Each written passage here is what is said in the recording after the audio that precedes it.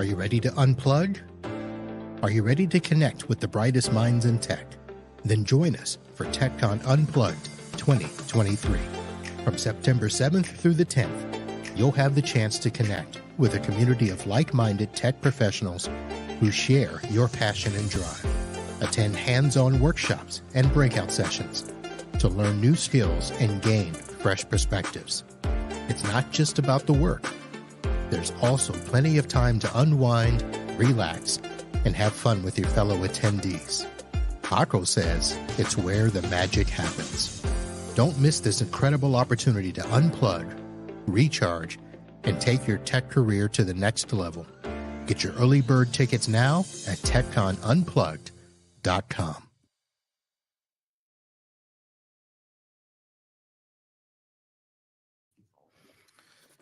All right. Hello, everyone. Welcome to the show. We are starting a little differently tonight. I've got my guest in the green room. I just want to get a little bit of business out of the way before we officially start the show. Get a little rant going here, mainly because I just want to get it out of my head before we get going and not have it interfere with the show. I had a customer just email literally minutes before the show, and this is a continuation of my offboarding story. The customer that got absorbed by another client, or not a client, but another business. It was a medical office that was local here. They thought they were partnering with a larger company. Turns out they're being absorbed by that company. They've had 18 months to prepare my client for their transition, and that wasn't done. And well, you can go back and listen to other shows, but one of the things that was a big deal was when they were finally getting to the point where they said, okay, we're going to transition on this date. We need you to take all of your stuff and get it out. And it wasn't just get it out. Their first ask of me was, do you know of a local recycler or somebody that will come and pick up the equipment? And I said, sure, we have a recycler that we work with all the time, but what are we going to do with your data? And they said, oh, we didn't think about that. And I thought, you guys are a large medical company.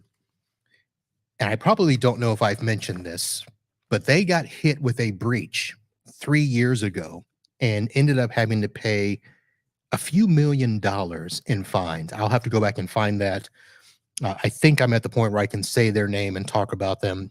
I'm talking about them, but call them out by name, because they had a breach and they're just being ridiculous. And I said, well, I'll take care of the equipment. I'll just go pick it all up, bring it to my office. I'll wipe the drives. I'll take care of it. And they're like, great. How much will that cost?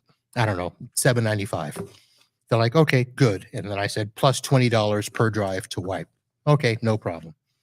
I do that. And then I hear through the grapevine that somebody back at the main office, which is Wisconsin, somewhere in Wisconsin, one of the techs on the phone with my client said, oh, he shouldn't have even had those machines. There's no way. They should have all come back to Wisconsin with us. And I said, are you kidding? You wanted to pay to ship all that stuff there, but yet your techs here were willing to have me find a recycler to get rid of that stuff without wiping it. And I said, yeah, that is being responsible. So I was a little peeved at that. And then as I'm prepping for the show here tonight, I get this email, and this is how recent this is, folks. 7:36 p.m. Hi, Marvin. Can I drop off the Mac laptop to be destroyed along with an old iPad? Let me know. This is a client that is supposedly no longer mine, but the local people want to call me because of the great job that the parent company is doing from Wisconsin. So, had to get off my chest, share it with somebody who would understand. Hopefully you do. Let's get on with the show here. I've got a great show here, folks, and that's over with. Let's have some fun. Sit back, relax. See you in a bit.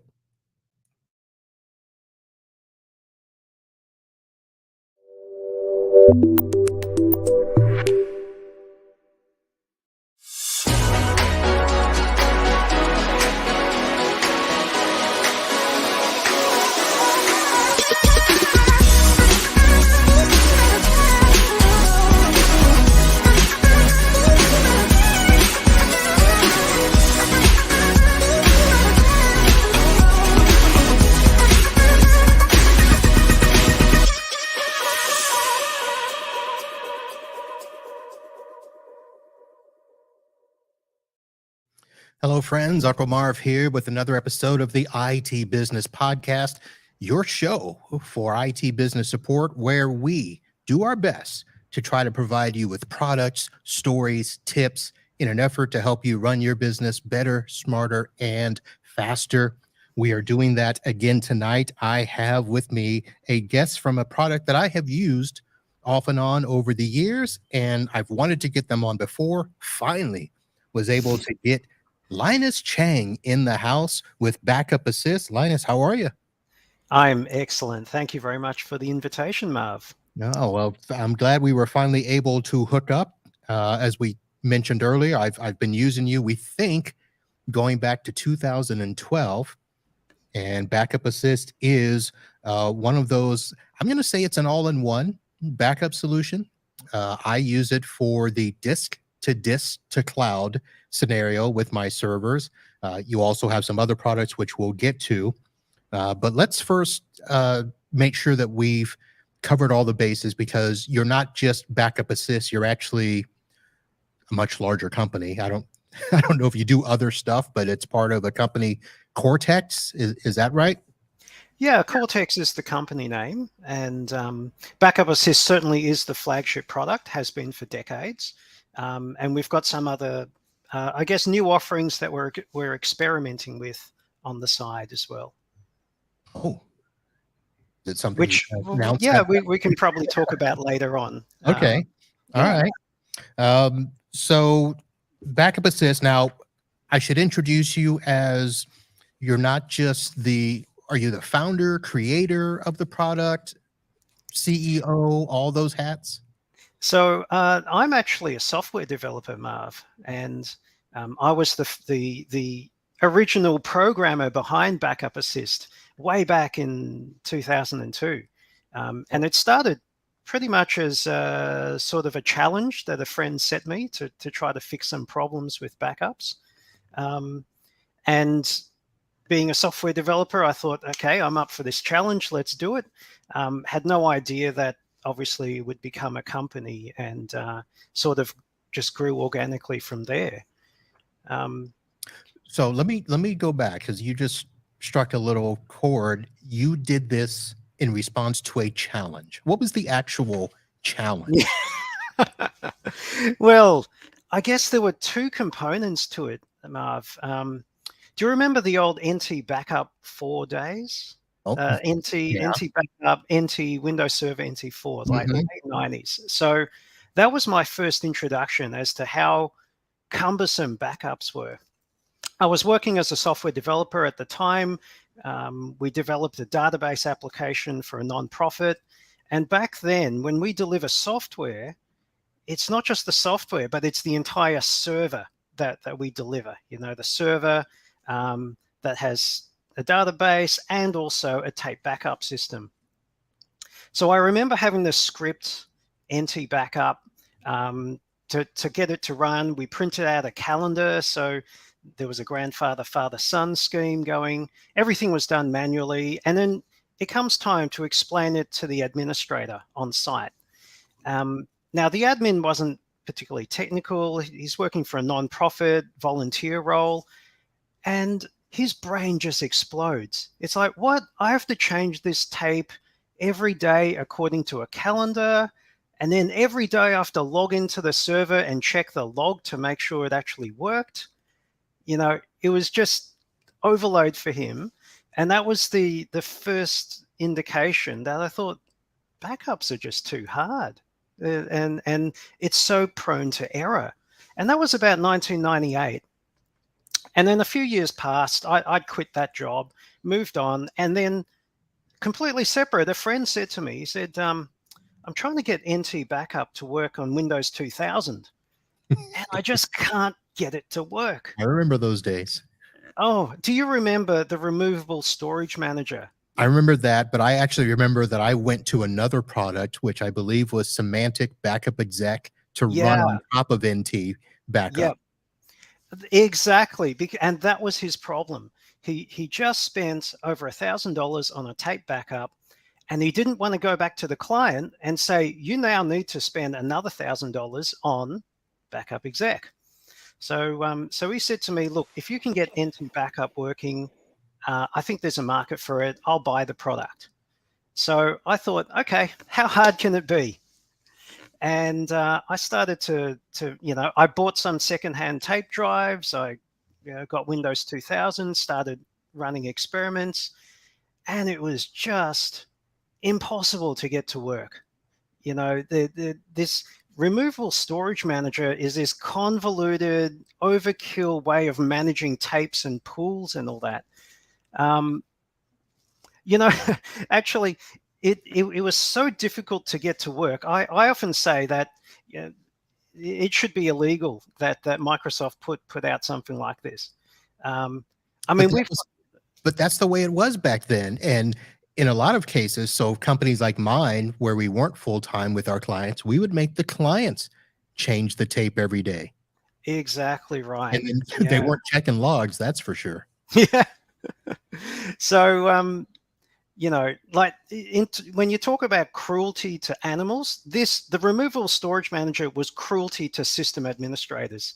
It was a nightmare. So after months of trying to figure out what was going on, I cracked the code, managed to find a way to script NT Backup to get it to work, and then figured, well, if I email in simple instructions to the secretary or whoever's changing the tapes, put Monday or put week 4 in the tape drive, that will solve that problem.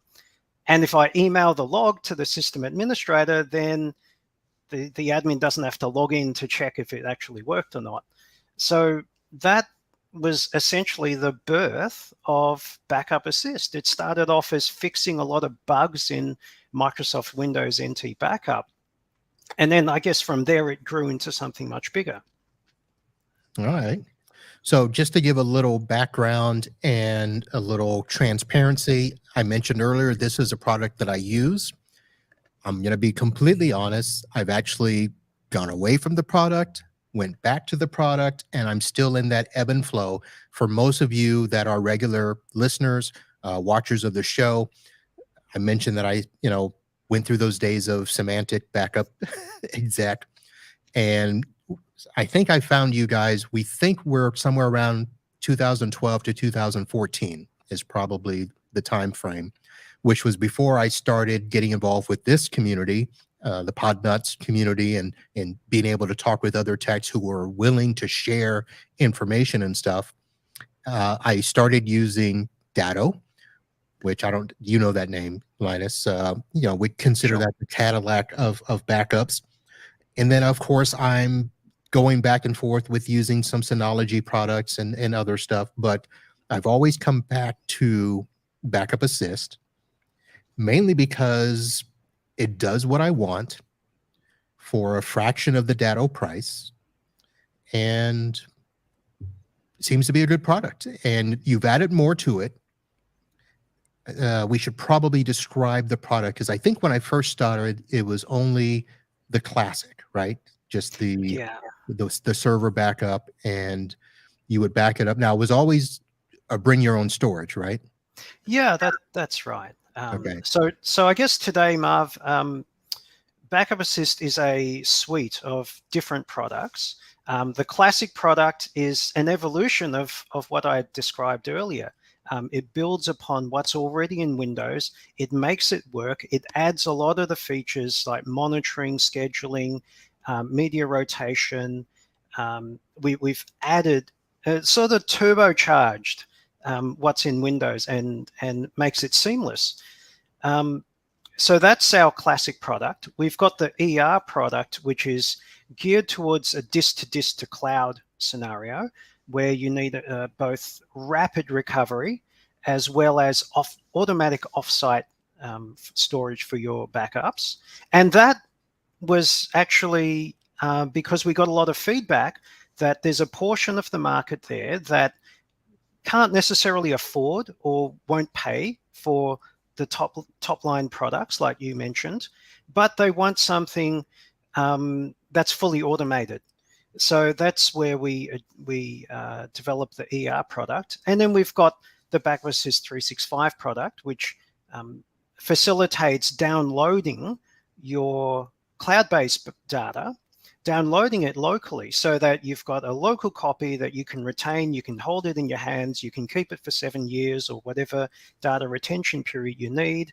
And essentially you have full control over the data that is otherwise up there somewhere. Right, right. Now we'll talk about the 365 and then come back to the ER. That's the product that I know the most. But for 365, is it just mailboxes or is it the full 365 suite like SharePoint, OneDrive, Teams, Yeah, everything? great question. Great question. So it is mailboxes and also files from OneDrive for Business and Teams. Okay. So basically all of the basic collaboration that a small and medium business would do, it will handle the SharePoint and OneDrive for Business. I guess the limitation at the moment is all of the little chat sessions in Microsoft Teams. There's actually not an API to back up and restore that, so we haven't yet built out that feature. All right.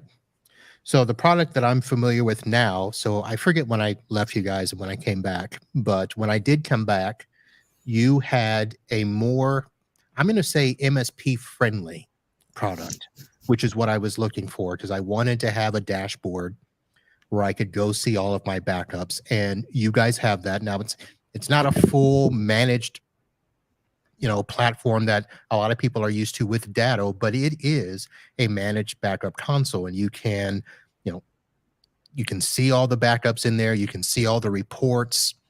You can restore from there. When you first log in, there's a nice little dashboard. You can see the health of all your products. You can see the licenses in use.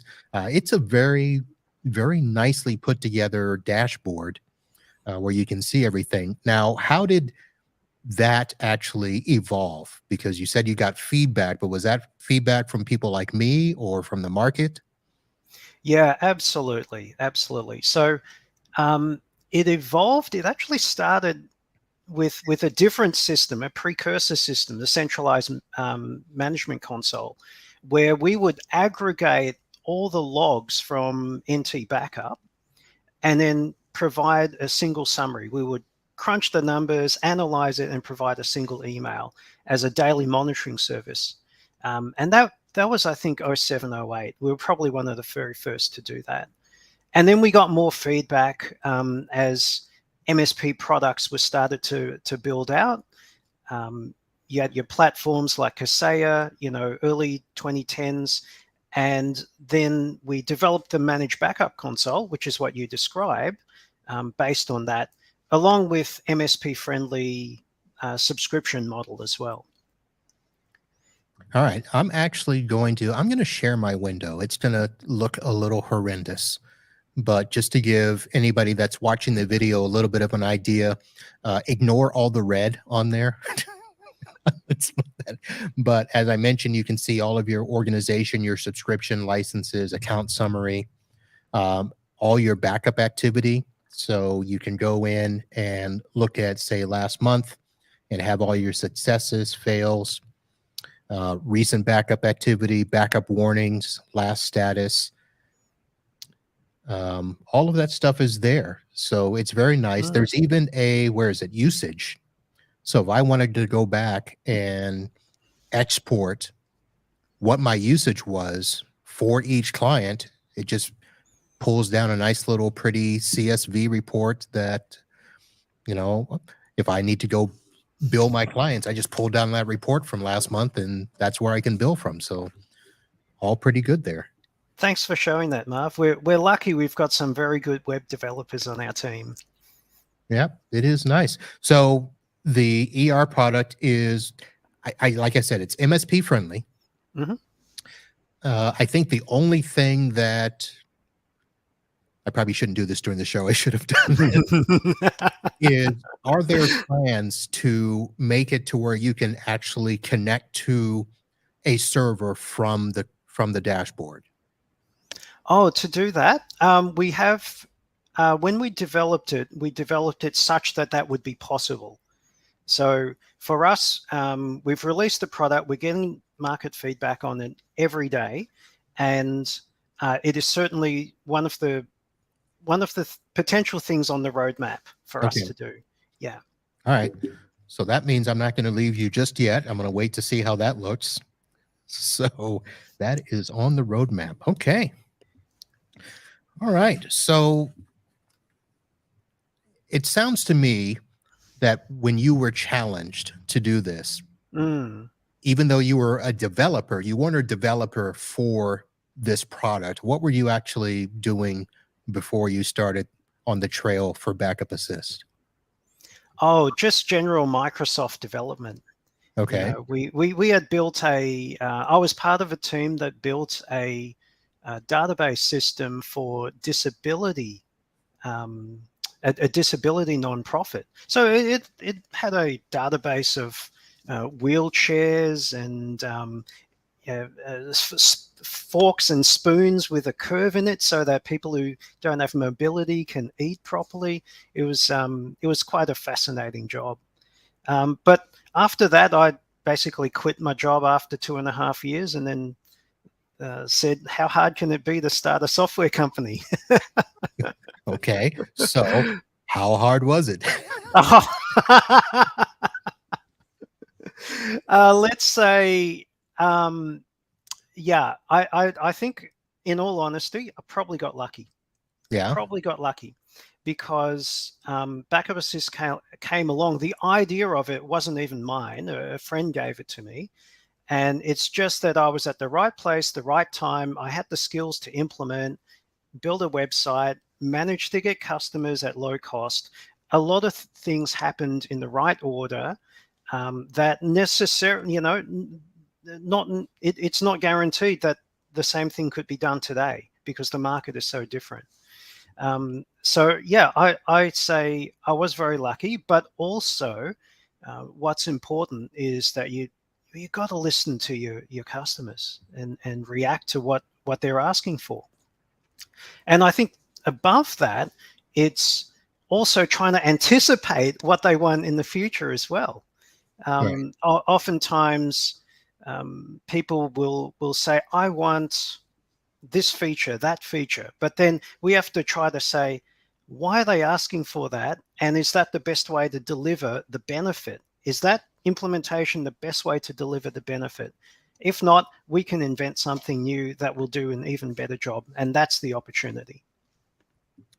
So you mentioned Kaseya earlier, and they are the owners of Datto, which we've also mentioned. There's a lot of other players in our industry that are trying to do what you're doing and create, a better mousetrap. And I've had some of them on the show. We've had Msp-360, Magnus Box. I've talked to people at Axient, Servosity. So, all of them are doing their thing in their own special way. And then for me, it's always, I need to find something that works in my framework that, I can go to a dashboard. I can do stuff the way I want. I don't want it to be too technical with bring my own storage, but a lot of the products do that. And yours does make it easy. All I have to do is, find a local place to push it and find a S3 compatible, cloud for the offsite storage. Works pretty good. I think I've only used you with Wasabi, and I think I did an Amazon storage Glacier for one. Yeah, Wasabi's certainly a very popular option because their price is so competitive. And I think they might even be a little bit more competitive than Backblaze now.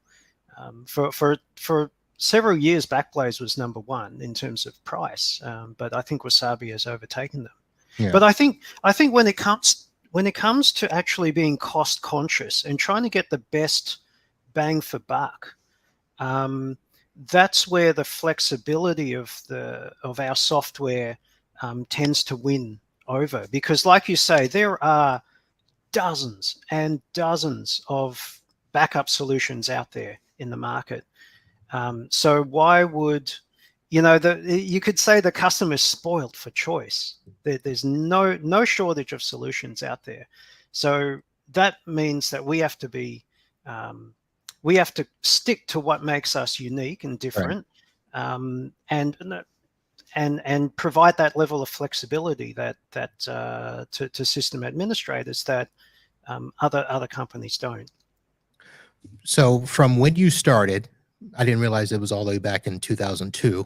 I could have used you then, but looking back then and now, how are things different in the industry? I mean, from our perspective as IT providers, we're trying to figure out how can we get the most robust backup, of course, at the least amount of cost possible, but something that is all inclusive, that literally covers our backsides as much as possible. But from your perspective, as somebody that's been developing the product, hearing feedback, trying to look at the roadmap, what's changed in your opinion over the years? From a technical point of view, or from a business environment point I of don't view? know, which would be more interesting.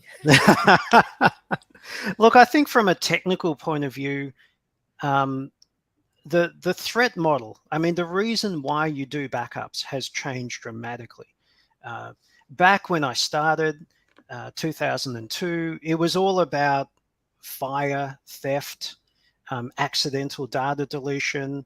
So a backup was literally copying data or copying files from A to B and having that second or third or fourth copy.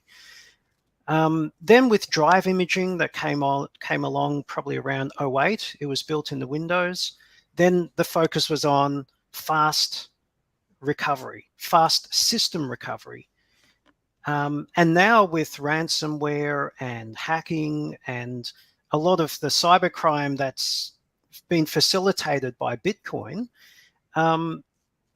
so that really puts it at probably about 2010, 2012 onwards. The threat model has changed completely, and now it's about backing up so you don't have to pay the ransom.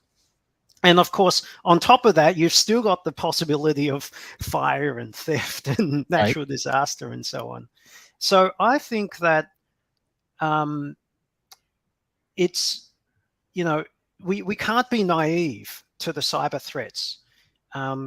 We've got to anticipate, what is ransomware going to do? What is a hacker going to do? And how do we try to mitigate that so the backup is protected in these extreme situations?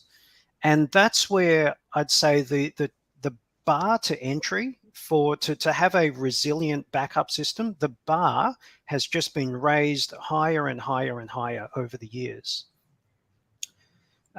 We get stories of people who come to us because they've suffered a catastrophic attack and the existing backup system that they were using didn't do the job. And that can be for various different reasons, whether that's a configuration issue or they just didn't adequately, they put all their eggs in one basket, for example, and they didn't adequately secure that basket. So we hear stories of that probably a little too frequently, but I guess that that's our job, is to try to help these people get a resilient backup so that they don't ever suffer that again. So you mentioned the ransomware, and I completely glossed over that feature. That was something that when I got back to you, I think I left in 2014 and came back in 2016. But when I came back with the ER product, you had built in the crypto safeguard, which would look for those anomalies as the backups were happening. And I don't know if you guys, now, I don't know if you were the first. I'm going to say that I saw that in your product first. how did that come about, and what makes your crypto safeguard different than some of the others? Because a lot of people are adding it now, but it's almost like, oh, well, your file's corrupted and we can't back it up, and then you're stuck. So yeah. No, that's an excellent question, and I think it plays into what is the role of a, say, cyber-aware, cyber-resilient backup versus all the other malware trackers that are out there. I'm sure that you deploy antivirus, anti-malware on your clients, and you deploy backups. So what is the interaction, and what can a backup system do that isn't necessarily covered by those other AV anti-malware products? So for us, when I looked at the problem, it was essentially there are many ways that encrypted files can get onto your system. So we know that, for instance, if your workstation becomes infected, it's going to infect all the other machines around it and files on the server. That's kind of the obvious case. But it can also be a off-network infection where you shared a file with someone else, they got infected, then the sync app synced their infection over to your machine, which then got synced to a server, or it spreads like an infection, like a pandemic spreads.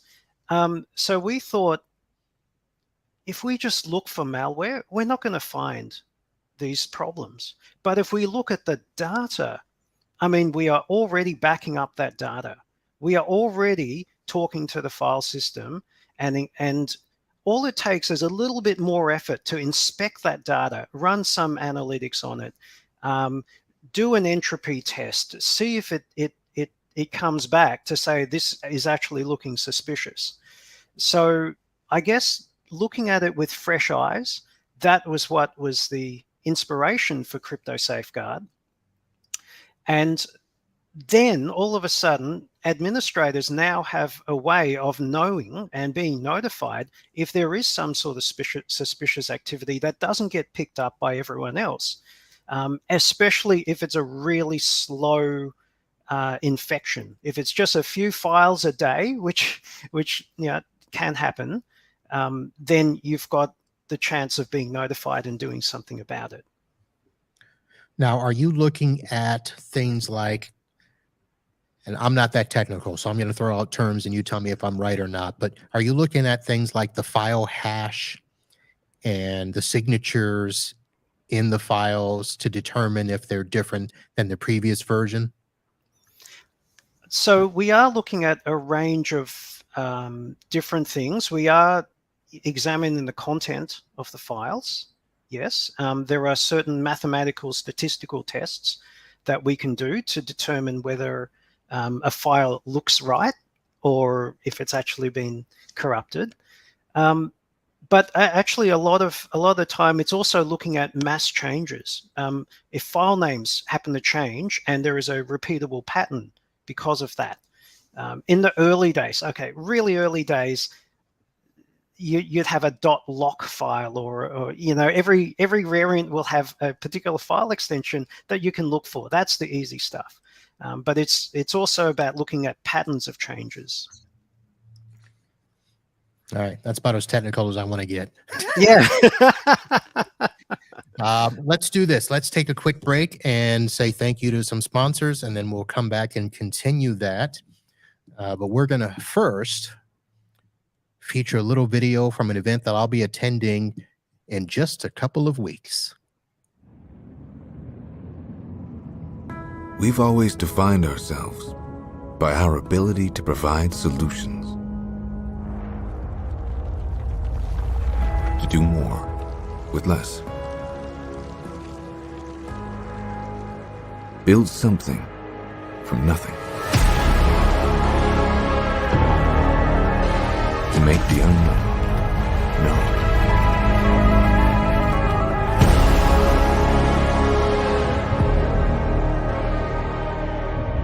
But we've only just begun.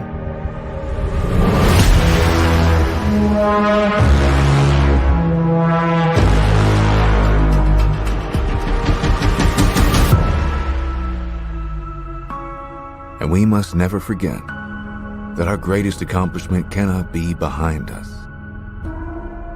because our destiny lies beyond.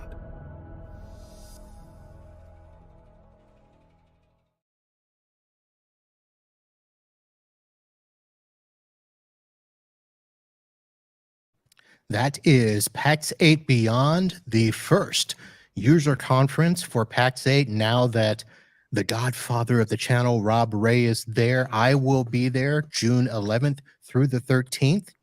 Head over to pax8beyond.com and hurry up. I know that the time is ticking.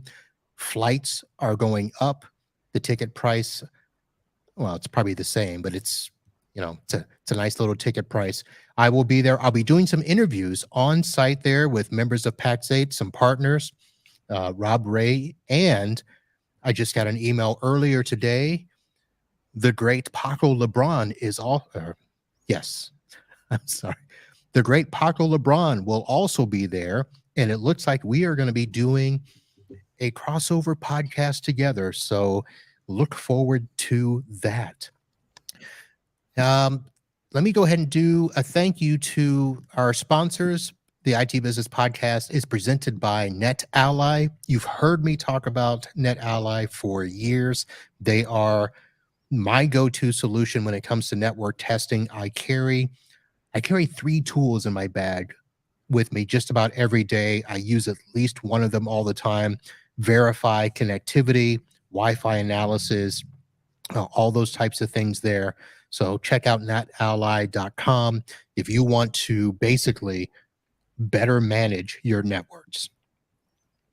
Our live show is presented by Computers Done Right, computer support in Venice, Florida.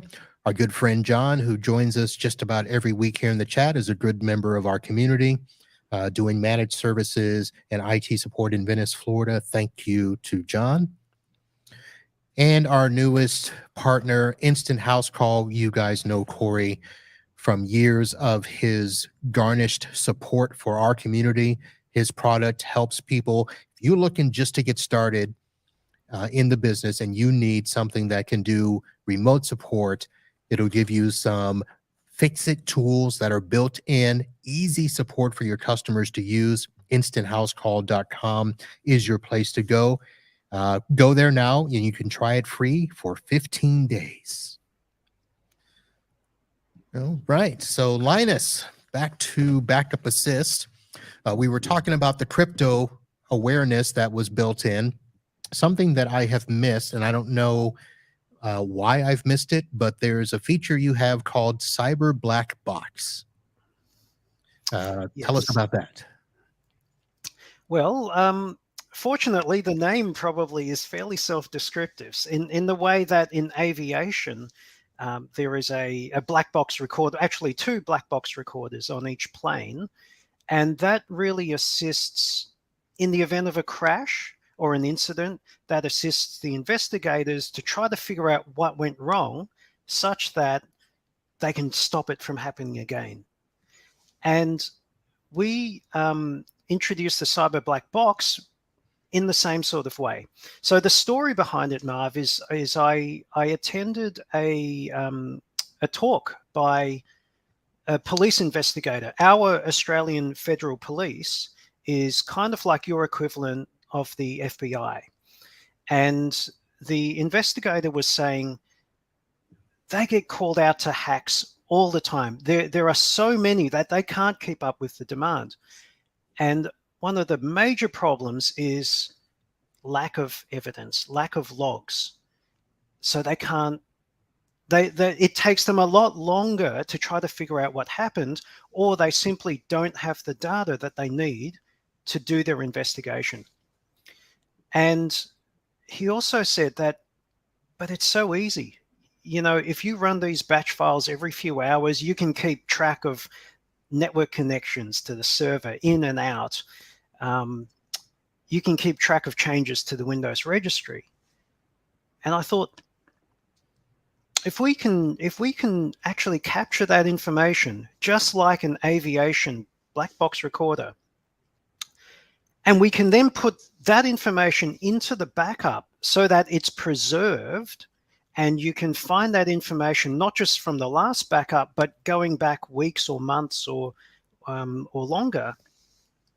Then we've got an incredible tool that's going to make it easier for an investigator to come in and figure out what happened. And those logs that we capture can be then combined with all the other sources of information that they would look at to figure out the source of the original source of the compromise, such that it can be fixed and hopefully will never happen again. So that for us was very unique. We looked at, is this sort of technology being done anywhere else? And we were unable to find this concept. So we stuck our neck out and developed it and put it in the software as part of our software. Anyone on a subscription plan with us, a backup care subscription or an MSP subscription, will get the Cyber Black Box for free. All right, that sounds pretty good.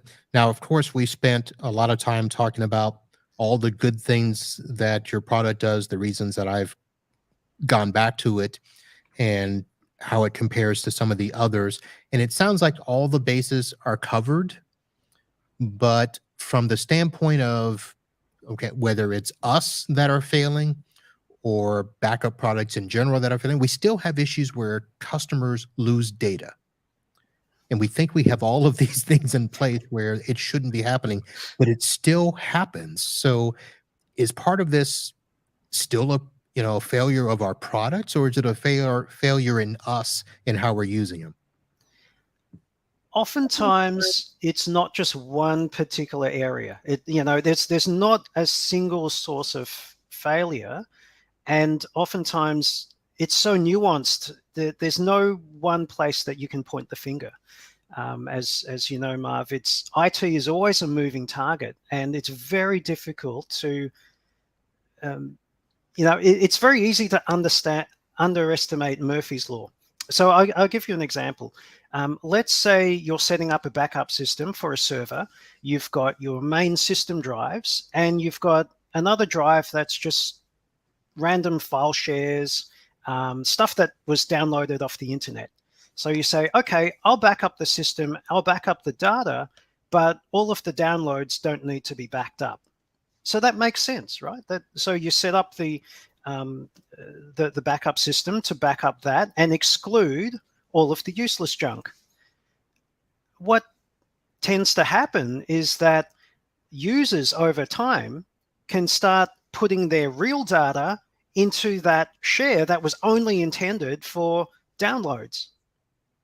And what happens then is that was never put in the backup. So in the event of catastrophe, that gets lost. And that's the sort of thing that we tend to see, that unless you're reviewing the backup configuration and unless you're doing a test restore on a regular basis, these things can fall through the cracks. Another example would be putting all your eggs in one basket, and then using integrated authentication to make things easier for a system administrator. So we've seen just in the news, not necessarily with our user base, but in the news, we've seen companies do backups to cloud providers like Amazon, for example. Simultaneous to that, they also integrated Amazon authentication with the local Active Directory authentication, thinking that it's going to make life a lot easier. And for the most part, it does. But it also makes life a lot easier for the hacker, because once you compromise locally, you've got a clear line of sight to the cloud. And it's those sorts of, I guess, hidden gotchas that can be difficult to foresee.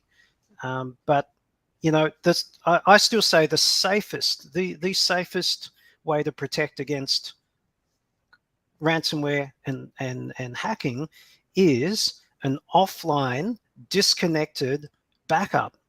Taking a hard drive, doing a backup to it, taking out the USB cable. You know, I've never seen a hacker attack a hard drive that's sitting on a shelf.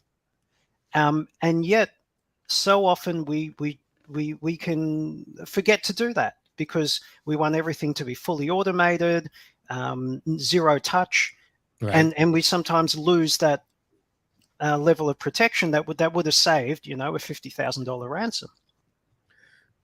Now, so part of me was just thinking there are built-in opportunities along the way where if you're doing a local backup and then pushing that up to the cloud, that you can encrypt, you know, the backup to the cloud with a separate, you know, passphrase or whatever from your regular backup, from your regular system. Is that a good idea? Because I've actually had one situation where if you wanted to do a restore from, let's see, am I thinking of a snapshot? If you wanted to, because you can do a full image restore or you can do a granular restore, but you couldn't do a granular restore if you encrypted the backup. You had to open up the whole backup or something like that. Am I, or is it not? So the encryption, whenever you send data to the cloud, that's on in our software. It is automatic, and you can absolutely do a granular recovery with that. The question I think is more about if you had to do a full system recovery and you've lost the local backup, then it would require a full download from the cloud. And I think there may be some other nuanced situations as well. For example, if you're backing up an entire virtual machine, and can you sort of retrieve granular data from within the virtual machine, Right. if all you've got is a cloud backup? And which virtualization system are you using? So while we support that for Hyper-V, you know, if you were using a different tool like VMware, then you'd have to download everything back. Okay. That may have been, so I thought I was done talking about this client from earlier, but that offboarding client that I talked about before we started the show was that they were a situation where they were also a previous topic where the day of onboarding, we disconnected everything on our network, handed them the server, got it up and running at the new location, and it died. Oh, it didn't officially die, but it wouldn't boot up. Something was wrong, and they asked me for the backup. So I went to I didn't download it. I actually still had the appliance, so I just copied over all the images to an external USB, gave it to them, and said, "Here you go." But we didn't talk about how they were going to get it back up, if they were going to do it in, you know, Hyper-V or VMware. Needless to say, they never got the backup running, but they got the server up and running. But they didn't reach back out to me, so I didn't have to worry about it. I think that's what I was trying to think of, is that, you know, how would they do that if they didn't have the full sequence of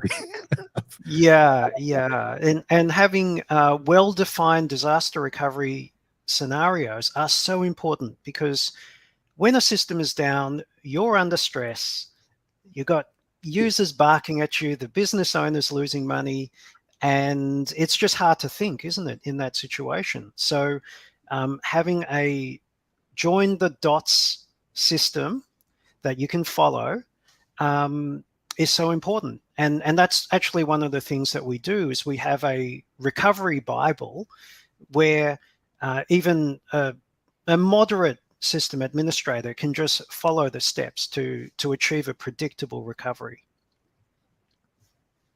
All right. And speaking of your stuff there, your support portal is open. It's easy to get to. There are links to it.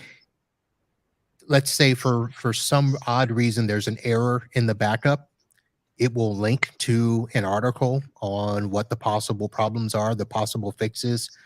Very nice setup there. So having gone through everything we've talked about, what is probably the worst or best story you've heard of somebody having an issue where they needed to do a restore? Oh, there are lots to choose from.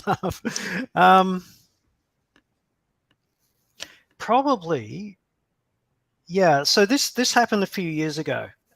In fact, it's a sort of thing that you'd think happened in the movies, not in real life. It was a story of a very well choreographed heist by organized crime. So A real life heist. A real life heist. So one of our clients was a medical clinic I mean, they still are. Sorry, I'm using past tense because it occurred several years ago. So our client, the medical clinic, one of the southern states in the US.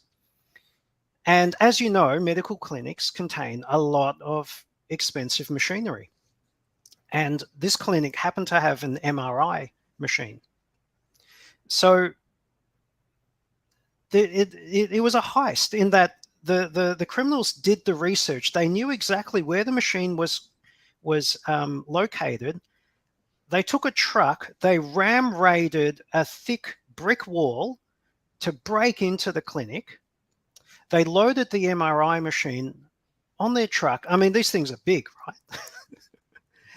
And then bolted. And they did this all at night.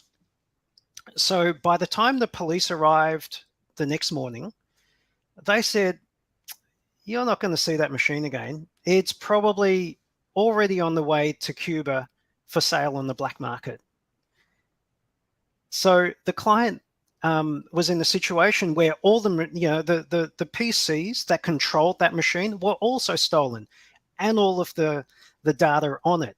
And we're talking HIPAA compliance, data retention. We're talking massive amounts of data here.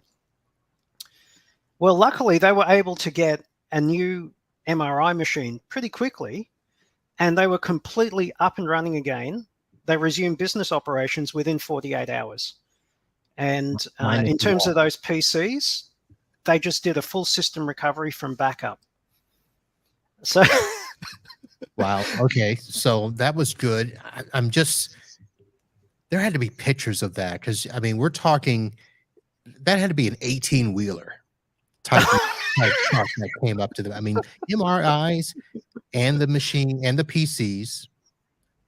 I mean, you're talking what, a team of 10 guys having to because how do you move machines that big? Well, I'm not exactly sure whether it hit the news or not, Marv. I would anticipate that. I would anticipate there will be a very big insurance claim on that as well. Yeah, you said southern state, right? I believe so. Yes. I was going to say you don't remember whether it's Florida or not, do you? No, I don't remember that one. All right. Well, I'll ask you for an interesting story to challenge Florida Man in just a minute. But let me go back and just ask you in terms of, I know I asked you a question that you said was on the roadmap. So is there any other feature that we haven't discussed that is coming down the road? Anything new that you're looking at with the product? A reason for people that are listening or watching this to go and give BackupAssist a look? So on the roadmap, we've got improvements to the MSP console that you quickly demoed earlier in the podcast. We're seeing a lot more demand for backing up work from home workstations as well. So we've got some additional enhancements to improve our desktop offerings. We're looking at working with cloud providers to provide enhanced resilience to hacking. So I guess those are the things that within the BackupAssist stable that are on the roadmap. But also we know that there are bigger challenges that SMBs face. In fact, challenges that may or may not ever be solved by Microsoft or another vendor. So that's the other part of what we're working on at the moment is testing the market to see if there's an opportunity to fix some of these issues. So one of the issues, for example, is file sharing in OneDrive and in SharePoint. How can you inventory, how can you get a list of all of the files that have been shared by anyone in the organization. Now, the answer is, or at least the research that I've done, is you can look at the audit log to see to filter for sharing actions. But the audit log only goes back so far. It only goes back 12 months. So how do you then get a list of all the shared files greater than 12 months old? So that's a problem that I don't currently believe that it's easy for a system administrator to get that list. And that represents a potential data breach or source of data breach.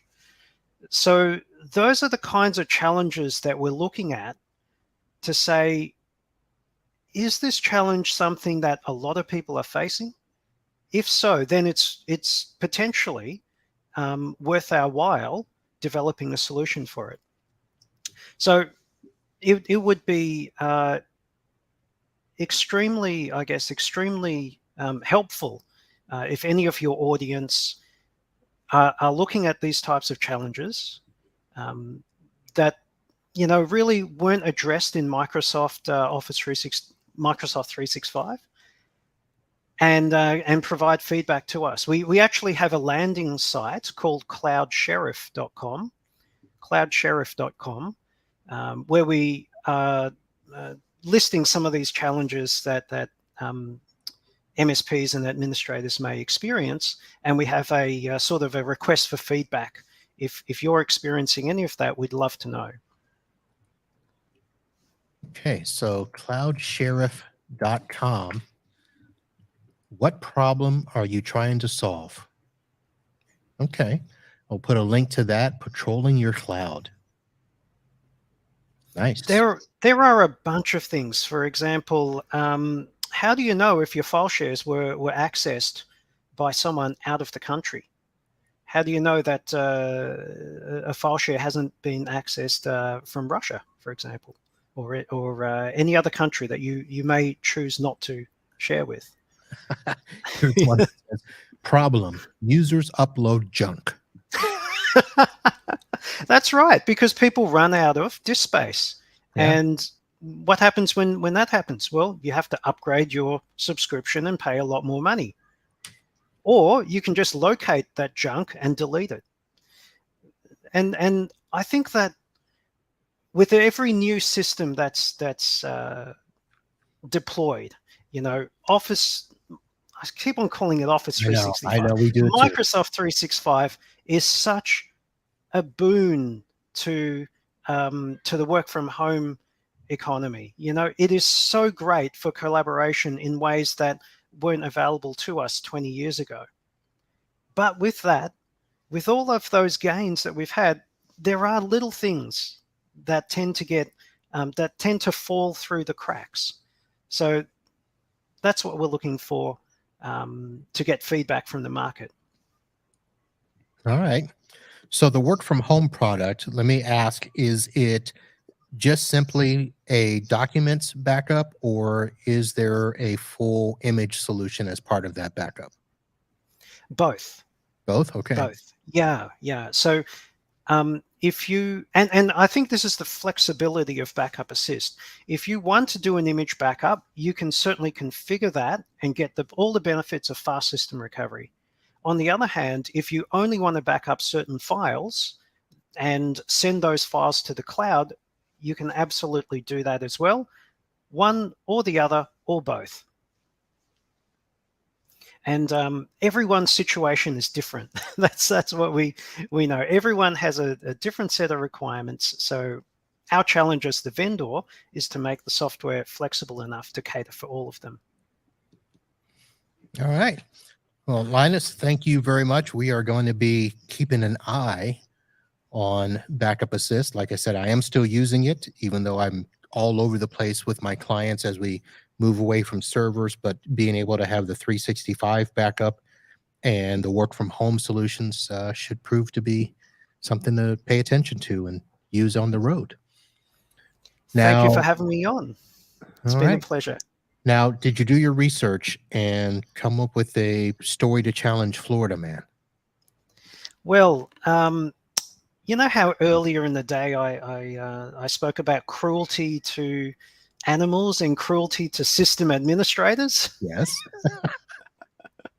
So in the state where I live, in Queensland, Australia, we have these bush turkeys. We have bush turkeys, and some campers capture the bush turkey and use spray paint to paint it bright pink. They were just on a drunken rampage and decided to torture a turkey. Well, cruelty to animals is illegal in my country as it is in yours. Well, it mostly is here, depending on the animal. So I think they ended up being charged by the police and had to front up in court.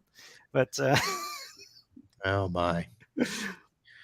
Well, my Florida man story is one that happened on Sunday. I usually only do stories in the last day or so, but this one was just so outrageous. And in honor of my good friend Chad, who loves a good gator story from Florida, well, a man in Port Charlotte, Florida, was attacked by a 10-foot alligator outside a bar over the weekend, and the alligator bit the man's arm so severely that doctors had to amputate it.